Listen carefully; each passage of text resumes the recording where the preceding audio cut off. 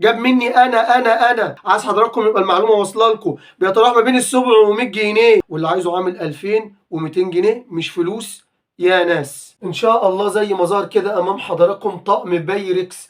عندي الطقم طبعا بيتفاوت في عدد القطع، ولكن عندي طقم الاركو بايركس بيبقى انواع واشكال وليه اسماء متعدده وبيختلف في الاسعار، ولكن انا حابب اوصل للمشاهدين الفرق ما بين الاركوبال والاركوبايركس المستورد والاركوبايركس المصري والطقم الصيني والطقم العسلي والطقم الميلامين العادي. ايه الفرق ما بينهم؟ لان في ناس كتيره ممكن يتفاوت عليها او يختلط عليها الامر بالنسبه للاسعار. عندي اولا ومبدئيا ادي دي شكل الطقم زي ما وصل كده امام حضراتكم. ده الدرج الثاني اللي بيبقى تحت الدرج الاول، ده بالنسبه للمنظر العام للشكل الاول.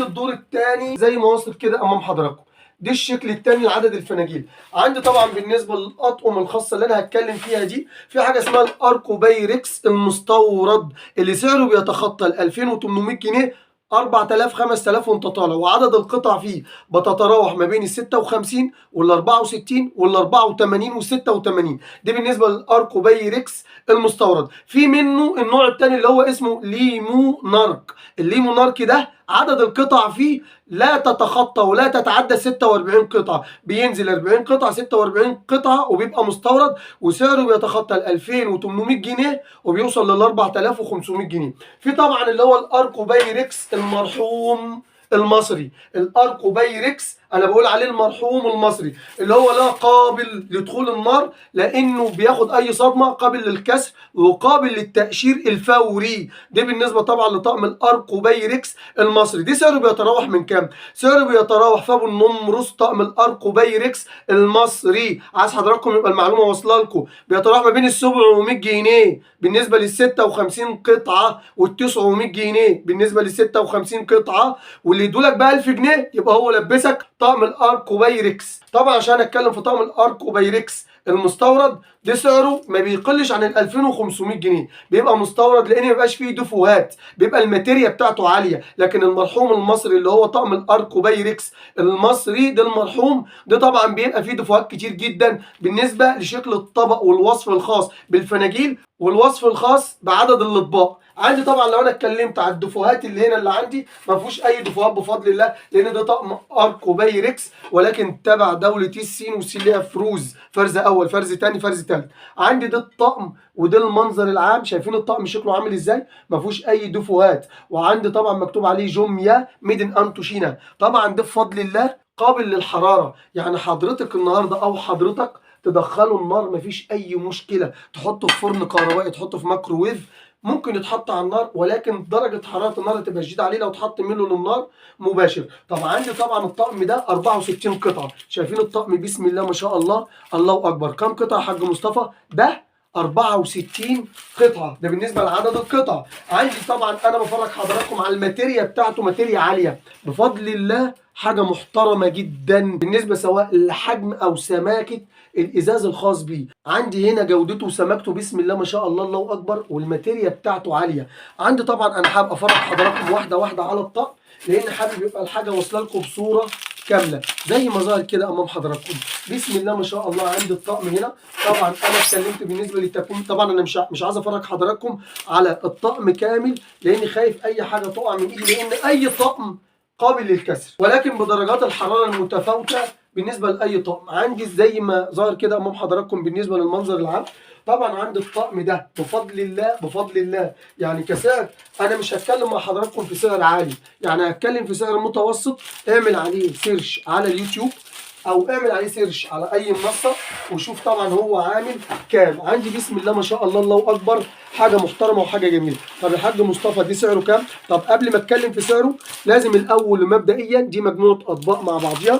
عندي طبعا اطقم الفناجيل هنا اهي. طبعا ده قبل ما اتكلم في سعره لازم نعرف الانواع وانا بتكلم فيه. في حاجه اسمها اركو بايركس، في حاجه اسمها ليمونارك، في حاجه اسمها الاكروبال، في حاجه اسمها اللي هو اسمه الطقم الصيني، في الطقم العسلي العادي، في طقم الميلامين. طب ايه الفرق ما بين الاركو بايركس والاكروبال؟ الاكروبال ده شيء مصنوع بيبقى عندي بيبقى شفاف زي ما ظهر كده امام حضراتكم، بيبقى طبعا شفاف واخد لون الازاز ويبقى شفاف.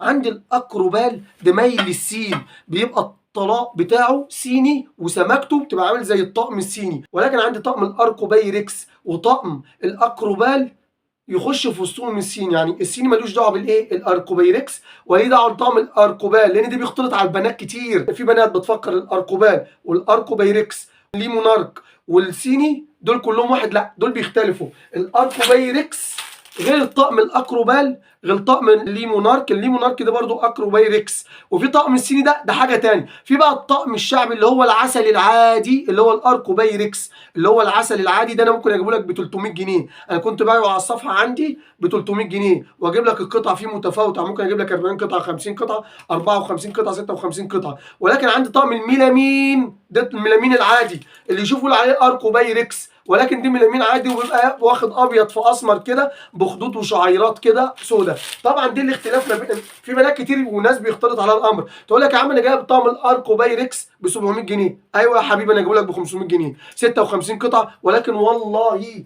مش هيبقى طقم الاركوبايركس المستورد. هات لي انت بقى طقم اركوبايركس مستورد ب 1500 جنيه، هديك فيه ال 2000 جنيه. هتقولي ب 2500 جنيه، هديك فيه ال 3000 جنيه، بس يكون طقم الاركوبايركس المستورد الفرنساوي.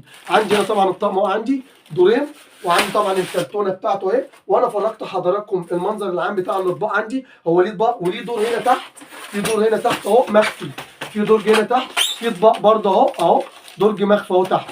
ده طبعا ستة اهو، وقع مني في الارض اهو ما اتكسرش. الفنجان وقع مني في الارض اهو طبعا على البلاط ما اتكسرش اهو.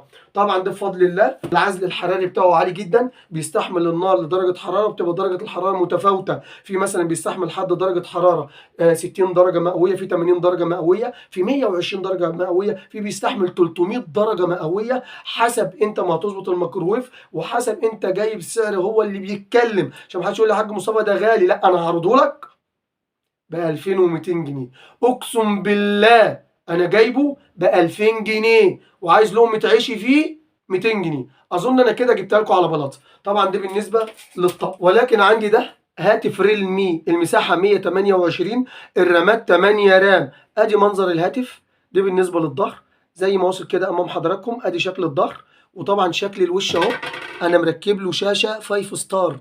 عندي اول ما اشيل لزقه، وانا اشيل امام حضراتكم اللزقه بتاع الشاشه اهي شلت اللزقه اهي عشان ما حدش يقول لي يا حاج مصطفى. اهي اللزقه اهي بتاع الشاشه. عندي الهاتف بسم الله ما شاء الله الله اكبر، الماتيريا بتاعته عاليه جدا. عندي الهاتف ده انا بتكلم في كام؟ الهاتف ما فيهوش الهواء.